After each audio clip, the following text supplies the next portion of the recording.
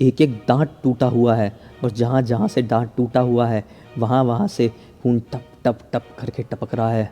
पूरे शरीर में मांस के लोथड़े इस तरीके से निकले हुए हैं कि कोई भी देखे तो डर के मारे वहीं पर बेहोश हो जाए। नमस्कार दोस्तों, आप देख पा रहे हैं कि आज मैं थोड़े अलग तरीके से वीडियो बना रहा हूं, लेकिन वीडियो अलग नहीं बना रहा हूं। आज मैं एक हॉरर स्टोरी ही आपको सुनाने वाला हूं और विश्वास मानो रोज़ की कहानियों से ज़्यादा रोंगटे खड़े कर देने वाली कहानी है ये। भले ही मैं प्रॉपर सेटअप में नहीं हूं, प्रॉपर फॉर्म में नहीं हूं, लेकिन सच में ध्यान से सुनोगे एक अजीब सा डर मन में बैठ जाएगा। मैं आज ऐसा क्यों पड़ा आपको कहानी सुना रहा हूँ वो भी बता देता हूँ। कल के लाइव में मैंने आपको बताया मुझे फ़ीवर था अच्छा खासा, तो मेरी स्टूडियो में बैठने की बिल्कुल भी हिम्मत नहीं है। मेडिकेशन स्टार्ट हो चुके हैं। मैं जैसे ही ठीक होऊंगा तो मैं प्रॉपरली वीडियो बनाऊंगा। 2 दिन से तो ऐसा हो रहा था कि मैं प्रॉपर हॉरर स्टोरी आपको सुना ही नहीं पा रहा था। कल लाइव आया था, परसों भगवान का वीडियो हुआ था। इनफैक्ट कल तो मेरी कार की डिलीवरी थी, जो कि मैं डिलीवरी लेने के लिए शोरूम तक नहीं जा पाया, लेकिन टाटा वाले इतने अच्छे हैं कि गाड़ी घर तक भेज दी, होम डिलीवरी कर दिए। तो वो मेरी टेंशन थोड़ी ख़त्म हुई। और एक टेंशन ख़त्म नहीं हो रही थी कि आपको कहानी कैसे सुनाऊं, बैठने की तो हिम्मत है नहीं। तो मैंने सोचा बैठे बैठे क्यों आज लेट के कहानी सुनाएंगे, क्योंकि आप भी तो लेट के ऐसे बढ़िया मोबाइल साइड में रख देते होंगे और सुनते सुनते सोते होंगे ना। तो मैंने सोचा कि आज वही फील में आपको सुनाया जाए, देखते हैं कैसा लगेगा। तो भैया कहानी है दीप्ति नाम की लड़की की। दीप्ति जो है ना, बड़ी साधारण सी लड़की, रहने वाली महाराष्ट्र के एक छोटे से गांव की थी, लेकिन वो नागपुर में सेटल्ड हो चुकी थी। नागपुर में सेटल होने का कारण ये था कि यहाँ पे अच्छे कॉलेजेस थे, अच्छी कंपनीज थी जॉब करने के लिए। तो उसने यहीं पे अपनी पढ़ाई करी थी कॉलेज की, और यहीं पर वो जॉब शुरू करती थी। दिनचर्या बहुत अच्छी चल रही थी, किसी तरह की कोई तकलीफ़ नहीं थी। इसके अच्छे खासे दोस्त भी बन चुके थे ऑफिस में। एक दोस्त बना, एक लड़का दोस्त बना, मतलब वो एकदम गहरी रिलेशनशिप वाला बना। वो जो होते हैं ना, जो हमारे फ्रेंड भी नहीं होते, फ्रेंड से बढ़ के भी कुछ होते हैं और हम उनको कुछ नाम भी नहीं देते हैं, तो वैसा वाला एक लड़का दोस्त बना। उसके दोस्त का नाम था राहुल। अब राहुल और दीप्ति का कुछ ऐसा हो गया था कि ज़्यादा से ज़्यादा समय वो एक साथ बिताया करते थे। मतलब ऑफिस में तो वो साथ में होते ही थे, लेकिन ऑफिस से जब छुट्टी होती थी ना, तो साथ साथ में ही घर जाया करते थे। राहुल के घर से दीप्ति का घर लगभग 7 किलोमीटर की दूरी पर था, लेकिन राहुल पहले दीप्ति को ड्रॉप करता था और उसके बाद अपने घर जाया करता था। इससे दोनों को और भी अच्छा क्वालिटी टाइम मिल जाया करता था। एक दिन की बात है, राहुल का बर्थडे था, ठीक है। और अपनी मतलब भागा दौड़ी में, ऑफिस की रोज़मर्रा की लाइफस्टाइल में दीप्ति भूल जाती है, बिल्कुल उसके दिमाग से निकल जाता है। राहुल भी इसी इंतज़ार में था कि दीप्ति उसको हैप्पी बर्थडे तो बोलेगी, लेकिन वो बोली ही नहीं रहती है, बिल्कुल नहीं बोली रहती है। अब इन लोग ना मतलब वैसा वाला अपना सेलिब्रेट नहीं करते थे। कैसा वाला, इन द सेंस जो रात में 12 बजे हम मनाते हैं ना कभी कभी, ये वो वाला अपने ऑफिस में बर्थडे सेलिब्रेट नहीं करते थे। मतलब जितने भी ऑफिस के सर्कल के लोग थे, ये लोग ये अपना प्रॉपर जो जन्मदिन वाला दिन है उसी दिन जन्मदिन सेलिब्रेट करेंगे। तो राहुल आज सुबह से इंतज़ार कर रहा है कि दीप्ति कुछ बोलेगी हैप्पी बर्थडे बोलेगी, लेकिन नहीं बोली। अब राहुल ने चोरी छुपे अपने सारे दोस्तों को अपने बर्थडे पार्टी में बुला लिया, लेकिन दीप्ति को नहीं बुलाया। कारण ये था, वो देखना चाह रहा था कि दीप्ति को कब तक याद नहीं आता है। अब रात हो चुकी है, प्रॉपरली बर्थडे वाला दिन है। सब लोग, ऑफिस के दोस्त लोग मतलब, राहुल के घर पर उसका जन्मदिन सेलिब्रेट कर रहे हैं। मस्त से सब कुछ एन्जॉयमेंट चल रहा है। राहुल को अभी भी इंतज़ार था कि दीप्ति आएगी, लेकिन उसकी एक फ्रेंड बोलती है, राहुल की एक फ्रेंड बोलती है कि दीप्ति कम्प्लीटली भूल चुकी है, कोई मतलब नहीं, उसको फ़ोन करके तो यहाँ पे बुला ले। अब कोई नहीं, मतलब अच्छा नहीं लगेगा कि तूने उसको बुलाया नहीं, बेचारी भूल गई थी। तो राहुल भी सोचता है कि ठीक है यार, मैं बुला लेता हूँ। फ़ोन करता है और दीप्ति को सारी बात बताता है। दीप्ति को बहुत बुरा लगता है कि यार मैं शिट कैसे भूल सकती हूँ उसका जन्मदिन। वो बोलती है बस मैं अब भी आई। वो फटाफट तैयार होती है। उसके पास ना 4 व्हीलर थे। अपनी 4 व्हीलर स्टार्ट करती है और तेज़ी से राहुल के जन्मदिन को मनाने के लिए निकलने लगती है। अब एक ऐसा पॉइंट आता है दीप्ति के घर से राहुल के घर जाने के लिए, जो कि पूरी तरीके से सुनसान है। उस सुनसान पॉइंट में जैसे ही दीप्ति पहुंची, घड़घड़ा के बादल गरजे और ख़तरनाक वाली बारिश होने लगी। ये बारिश इतनी ज़्यादा ख़तरनाक थी कि दीप्ति जो कार चला रही थी उसका पूरी तरीके से विज़न ब्लॉक हो गया। इसने बोली शिट, अब मैं क्या कर सकती हूँ, कैसे जाऊँगी, आगे बढ़ना तो पड़ेगा ही। ये सुनसान इलाका है और ऐसे सुनसान इलाकों में कुछ लोगों का भरोसा भी नहीं होता है कि कैसे कैसे लोग कहाँ कहाँ पर बैठ के क्या क्या हरकतें करते हैं, बताने की ज़रूरत नहीं है, आप लोग समझदार हैं। तो ऐसी दीप्ति भी समझदार थी, तो उसको घबराहट होने लगी और मन ही मन में बोली, शिट यार, मैं राहुल के बर्थडे में अब नहीं जा पाऊँगी।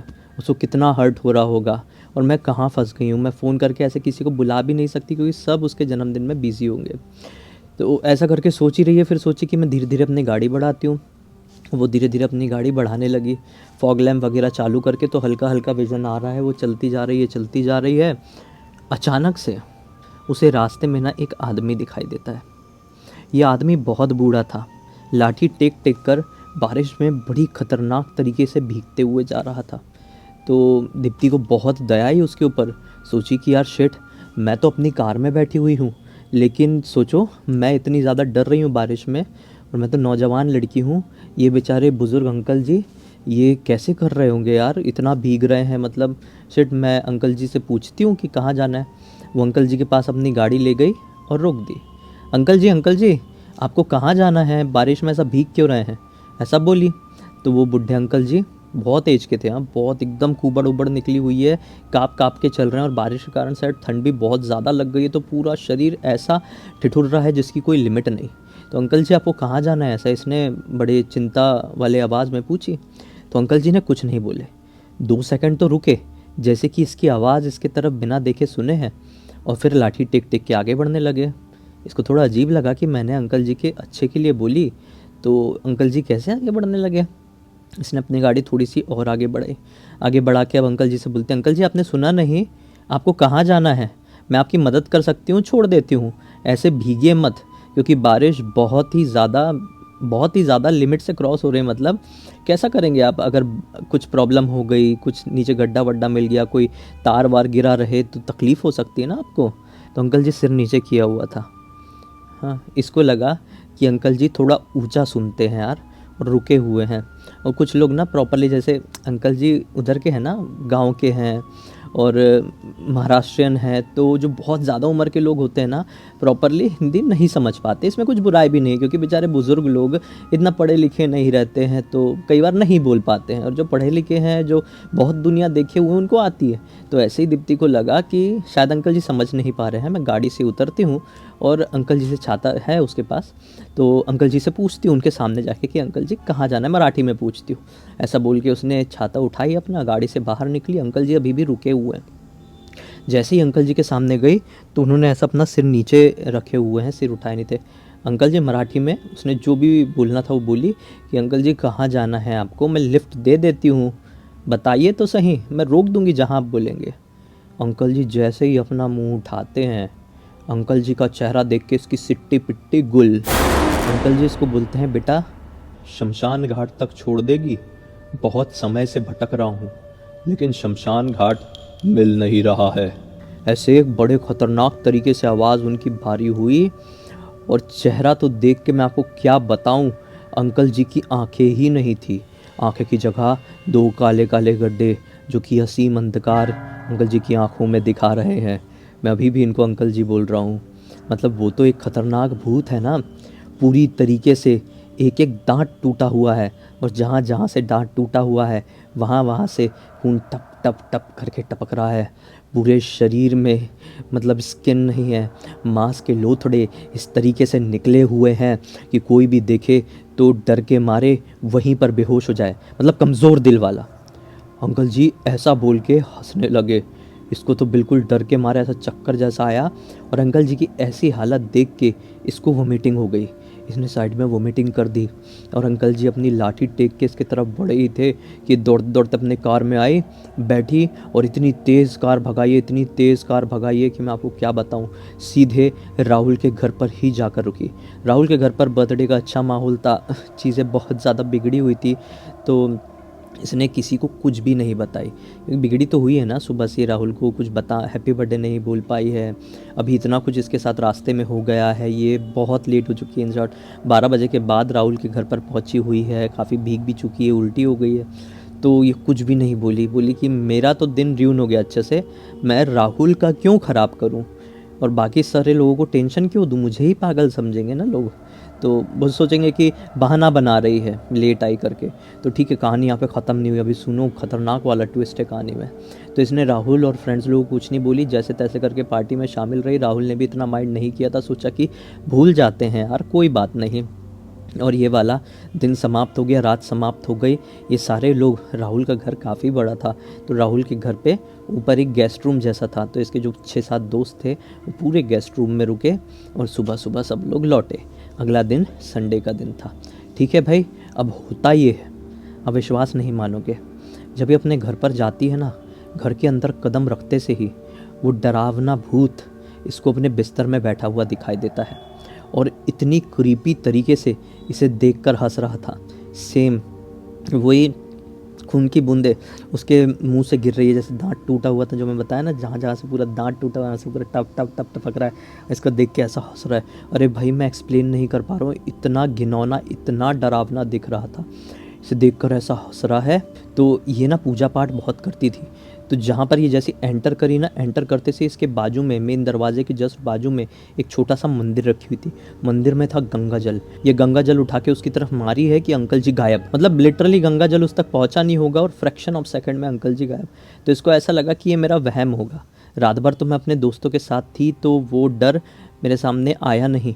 अब मैं घर पर अकेली आई हूँ, तो हो सकता है वो मेरे दिमाग में हावी होने की कोशिश कर रहा हूँ, वहम ही होगा सोची। और फिर भी अपने घर में पूरा गंगा जल छिड़क दी है और मंदिर में थोड़ी सी अगरबत्ती लगा दी है और आराम करने लगी। ठीक है, रात में अच्छे से नींद नहीं हुई थी। अब कट्टू शाम का वक्त आता है। शाम के वक्त इसकी एक फ्रेंड थी मिताली नाम की, जो मिताली इसको फ़ोन करके बोलती है कि मैं तेरे घर पर आ रही हूँ, थोड़ा अपन लोग ऐसे ही टाइम पास करेंगे, चिल करेंगे, टीवी भी देखेंगे, मूवी भी देखेंगे। ये बोलती ठीक है आ जा। ये उसे घर पर जैसे ही आती है, पता है आपको क्या देखती है? बिस्तर में खून के छींटे पड़े हुए हैं, जैसे कि खून गिरा हुआ है। तो मिताली घबरा कर बोलती है कि दीप्ति ये क्या है, किसका खून है, तू ठीक तो है ना? तो दीप्ति जैसे वो खून के धब्बों को देखी, इसका तो दिमाग फिर गया, पैरों तले ज़मीन निकल गई। रीज़न ये था कि इसने तो सोची थी कि कोई बुढ़ा भूत नहीं है यहाँ पर, मेरा वहम है, दिमाग ने क्रिएट किया था।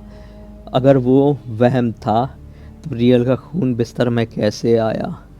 ये बहुत ज़ोर ज़ोर से रोने लगी और रो रो के पूरी बात अपनी सहेली को बताई। अब अपनी दीप्ति की एक आदत थी, वो बहुत पहले से ना डायरी लिखा करती थी उसकी लाइफ में क्या क्या होता है। ये देखो व्लॉग वगैरह का सिस्टम ना अभी अभी आया हुआ है, अभी अभी प्रचलन में है 2020-19 के बाद से। लेकिन ये जो कहानी मैं आपको बता रहा हूँ सन 2016-17 के आसपास की बता रहा हूँ। तो उस समय लोग डायरी वगैरह लिखते थे, इनफैक्ट मैं खुद लिखता था डायरी। तो अपने दिनचर्या में एक एक चीज़ लिखती जाती है और वो भी उसको समझाती है कि देख चिंता मत कर, सब ठीक हो जाएगा। अगर तू बोले तो मेरे साथ कुराड़ी माता मंदिर चलना, वहाँ पे हम देवी माता से प्रार्थना करेंगे, देवी माता के सामने भूत प्रेत क्या है, सब ठीक हो जाएगा। उसने सांत्वना दी है मिताली ने, और मिताली अपने रात में घर चली गई। वही उस रात के बाद से हर रात अपनी दीप्ति को वो अंकल जी दिखाई देता था। कभी बिस्तर में बाजू में लेटे हुए, कभी बाथरूम में ये नहाने जा रही है तो खड़ा हुआ है, बड़ी डरावनी कंडीशंस में। ये डायरी में सब कुछ लिखती थी और बार बार वो अंकल जी यही बोलता था कि शमशान घाट तक छोड़ देगी, शमशान घाट तक छोड़ देगी। और एक दिन वो अपनी डायरी में लिखती है कि मुझे लगता है कि वो अंकल जी मेरे साथ शमशान घाट तक जाके ही मानेगा। बस आखिरकार एक दिन उसने अपनी आखिरी सांसें ली और उसकी मृत्यु हो गई। उसकी ये डायरी उसके भाई को मिली और मिताली ने भी बहुत कुछ बताया उसके भाई को कि वो क्या क्या फेस कर रही थी। और सारे घर वाले इतने दुख में आए कि एक बार हमको क्यों नहीं बोली उसने, एक बार भी हमको बताई होती तो हम कुछ करते, उसका इलाज कराते या उसको कहीं मंदिर, बाबा, पुजारी, तांत्रिक कहीं पे भी लेके जाते, उसको ठीक करने की कोशिश तो करते। लेकिन उसने किसी को नहीं बताई थी। इस पूरी घटना की जानकारी मुझे किसी और ने नहीं, उसके ही भाई ने इंस्टाग्राम पर लिख कर भेजा। इसका नाम है दिव्यराज। और दिव्यराज मतलब कहा कि मैं कहानी लिखते लिखते रो रहा था। मैं इस कहानी के ज़रिए सबको यही मैसेज पहुंचाना चाहता हूं कि मत करो किसी की मदद। अनजान सड़क में कोई भी दिखे अपनी गाड़ी बढ़ा लो, मत रोको। भलाई का ज़माना नहीं है। आज की दुनिया में कुछ भी कैसे भी पलट सकता है, आप सोच भी नहीं सकते। खैर फाइनली अभी सांस भर गई इसी एक नोट के साथ इस कहानी का अंत करते हैं। अब तक वीडियो को देख लिए थे तो लाइक बनता है कि नहीं? चैनल को सब्सक्राइब भी कर देना, नए हो तो। अब देखना मैं ऐसे वीडियो नहीं बनाता हूँ, मैं प्रॉपर स्टूडियो सेटअप में बनाता हूँ, लेकिन आज बनाना ही था क्योंकि मेरा खुद मन नहीं चल रहा था बिना स्टोरी सुनाए। तो बनाया। बाकी इंस्टाग्राम की लिंक वीडियो के डिस्क्रिप्शन बॉक्स में मिल जाएगी। आपके पास भी कोई ऐसी कहानी है तो लिख भेजना, हो सकता है मेरा अगला वीडियो कल आपके हिसाब से ही बन रहा होगा। तो चलिए कल फिर से मिलते हैं, तब तक के लिए बहुत बहुत धन्यवाद। Bye bye bye.